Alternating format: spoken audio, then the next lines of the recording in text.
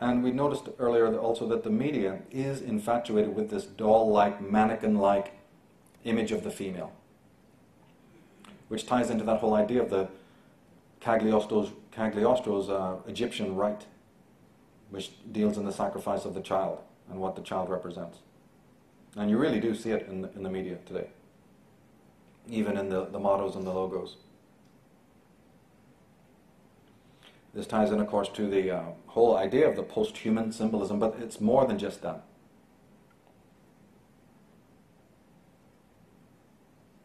Here's another unspeakably bizarre version.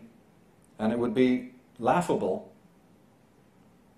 you know, and in its perversity, except for the fact that we know that billions and billions of dollars go into this.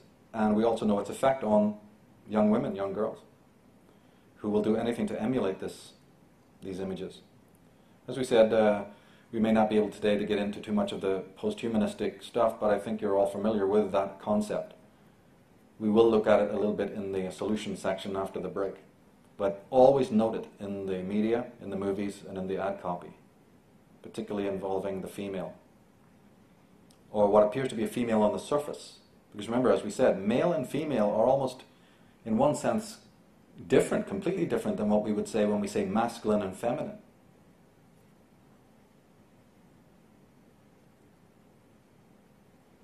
Merging man and machine. On the MSAR forum, we have a whole page, a whole section on that, mankind's future, where we keep the latest updates on what's happening in this field of transhumanism.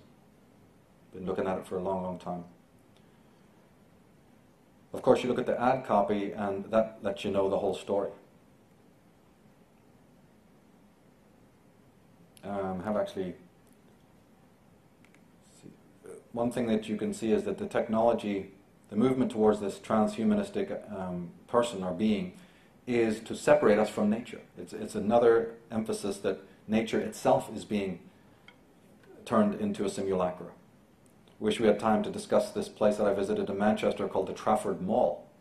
Some of these malls look like palaces nowadays. They even have inside the whole roof has clouds and tree-lined, and as evening falls they turn it into stars. This whole idea to bring people out of nature inside to these palatial malls, to say, oh, you don't need real nature anymore, come here. And the working class people of, you know, Trafford and Manchester, you know, they feel like kings just to get, when you park your car, just to get in the front door. It's like walking up the Palace of Versailles, you know. This has subconscious meaning. And then you walk inside, it's all pagan gods and goddesses and murals and all sorts of subliminal motifs and the head of Bacchus and all of this stuff. I wish I could do a whole show on that. I've got loads of photographs, sun discs and Latin phrases and, you know, sacred hearts and what have you. And what effect does this have, you know? Here we are, you know, having the finest of Greece and Rome and symbolism, and half the people have never even having the faintest idea about that kind of history. So why did all that money get spent? What's it all for? Is it to drag you inside a sort of a precursor to the global village, to make nature look less important, faded to grey, and it's this internal, almost pleasure dome type of feel, with all of this Aztec and Egyptian symbolism all over the place? We might look at these ads and not even notice that how pernicious they are. You know, which iPod are you? What's that? What does that really mean? It's fusing the difference between the human and the technological. All of this is just softening us up. It's tenderizing us for what's to come. Even the numbers, by the way, if you look at 618, do you know how important that number is? Here we have the headless. We looked at this earlier. And we have, again, the splitting of the female body into two. And the lack of a head. Or even much more sinister, the whole idea of blood and what it symbolizes, both in a positive and a negative way.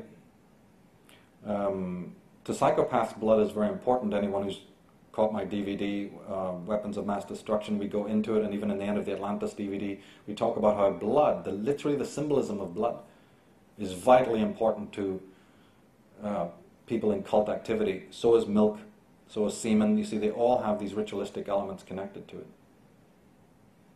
And then the astrotheology, the blatant astrotheology, or let's say perversion of astrotheological motifs. The twisting of the whore virgin concept. You know, you have the sacred and profane love. It's been known from the Renaissance onwards, the higher and lower female. You have the Savior on one side. See, they're using the sacred symbolism of the Salvator, the female as the Savior, as the mediator of nature, or the daughter of Demeter. You see, the one who's meant to spiritually enlighten you, or promise you enlighten you. But then they use the other dark energy of the female, of the La Belle dans Saint Mercé, the Papillon de Nuit, mixing up the archetypes to mess you up. You mess with the archetypes, what do you think is going to happen to the stereotypes? Ad copy again that is very cult-like and vampiristic. Or morbid. This preoccupation with death. And this is often is the choice of the actual person. In this case, Bridget West wanted this symbolism. So it's not always that they're posed and told what to do. Sometimes these people are themselves so deeply involved with this occult ritual.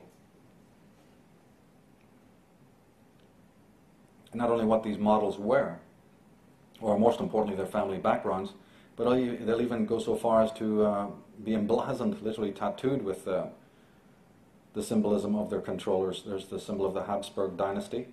It's also a Masonic double-headed eagle. And they're awarded as well for services rendered, as we said. But notice the clothing that they wear and the symbolism it's used, the colors. Here we have the inverted pentagram.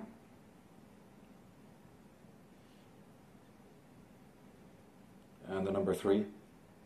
And the various poses that these people like to turn up in is also highly suggestive.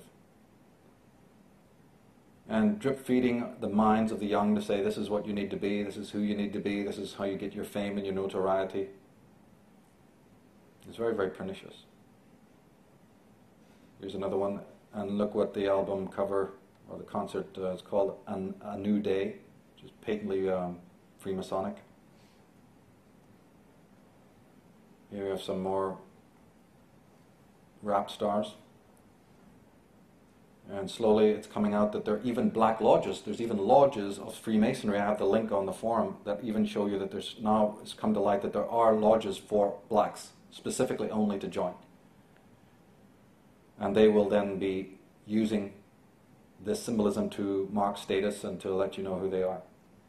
The lightning flash, something to look out for. Here's some lyrics from Jay-Z. It says, I'd rather die enormous than live dormant. That's how we on it. Live at the main event. I bet a trip to Maui on it. Presidential suites, my residential for the weekend. Confidentially speaking in codes since I sense you peeking. So they're literally telling you in their own words that they have a subtextual going on and that they're using code language. And then, they're telling us that we're crazy believing in conspiracies. And part of that coding is the symbolism directly. It should never be forgotten. Let's look at a few more here. Royal symbolism, or patently Masonic symbolism here. The number 7 is important. The pyramid, of course. We'll look at a little bit more at that later on. Here it is again. And you just wonder, out of all the hundreds of symbols that can be used, you keep getting this religious symbolism or patently Masonic esoteric symbolism. And this is, I can't remember his name, but this is one of these creepy guys who works in the highest level of fashion photography. His name has just eluded me. But this character has been complained about by all the models that he's photographed for years and years and years, about his sexually deviant behavior and the general creepiness about him. No wonder. And in fact, I even have photographs of this character, I think wearing a pentagram t-shirt or something. and openly admitting that he was, into the occult or something. But Skull and Bones is very important because that's a very powerful fraternity connected to the Knights Templar. The single eye has been brought out also. And that hand signal, by the way, is connected to the Jews, or let's just say to the Judites. Here it is on a synagogue, an old Jewish symbol, a blessing symbol of the Spirit of God. And anyone who's studied my work knows, again, as I repeat again, the connection, not to the Jews that we know religiously, but to the Judites. There's a difference between these terms and how the Egyptian tie in, what that's all about.